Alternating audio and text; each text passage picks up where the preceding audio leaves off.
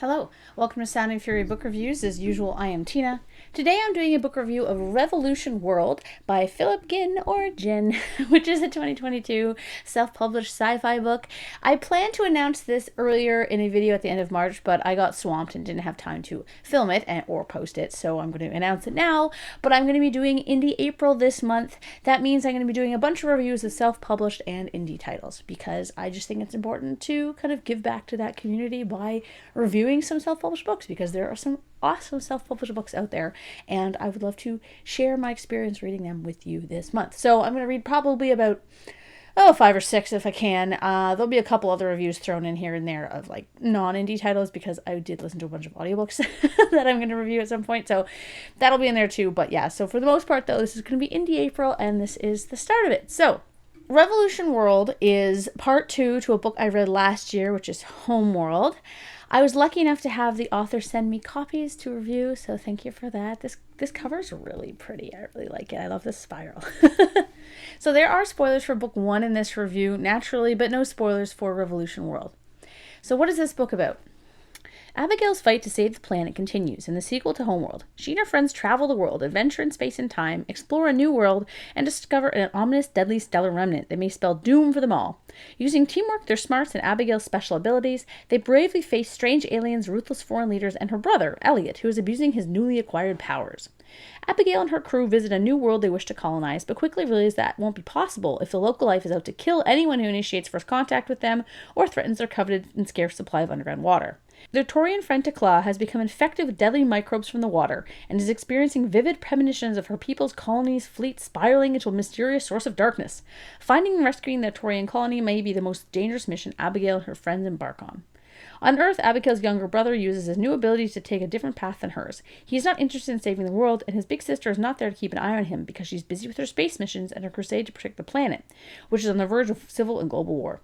Abigail's efforts to unite the world may very well backfire, leaving the people of Earth more divided than ever. So yeah. So this book is new adult, meaning it's a bit deeper thematically and more hard sci-fi focused than YA would be, but it still retains a younger cast and a message for the readers, the message here being environmentalism. Seems to be a theme lately. There is a big environmental focus in the book, which is imparted directly in the plot and more subtly as well. Of course, I'm down for anything in that vein, so I enjoy these aspects immensely. I think any young person that is into environmentalism would really like the message behind these novels. The characters were all great. We follow Abigail again, the main character from the last novel, as she attempts to do the right thing but ends up over her head.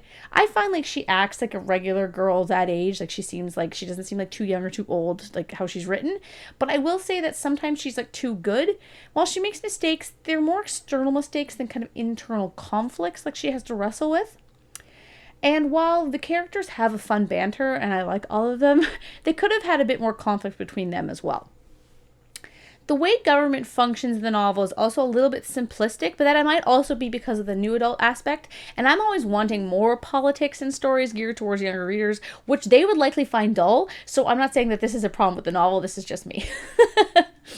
One of the most interesting things about the book, though, is the approach to the villain. This book seems to suggest that the difference between superhero and supervillain is often a matter of greed, and that it isn't power that's the problem, but what you intend to do with it. I really liked that idea that, someone wasn't corrupted by their powers or by power itself, but they're just corrupt in general, and they are, the bad guy because of what they want to do with power, not that the power has done it to them, if that makes any sense at all. Anyway, I like that kind of idea in the novel. As with the first book, the writing is solid, it moves at a good clip with good descriptions, and it's easy to follow and understand what's going on. There's also a lot of fun allusions and references like to Star Trek and Jurassic Park that I really liked when I picked up on them, so that was really fun. The book also brings in some new aliens and an interesting worldview and plans for these aliens. These people are going to tie into the third book, I'm assuming, so I'm interested in how that will pan out because we've got a really cool kind of introduction to them in this book. So, yeah. Overall, I will say this is a great sequel, and thank you again to the author for the free copy to review. Again, guys, it's called Revolution World, and yeah, it's a really good kind of new adult sci-fi. So, yeah, you should check out the first one, Homeworld. Yeah.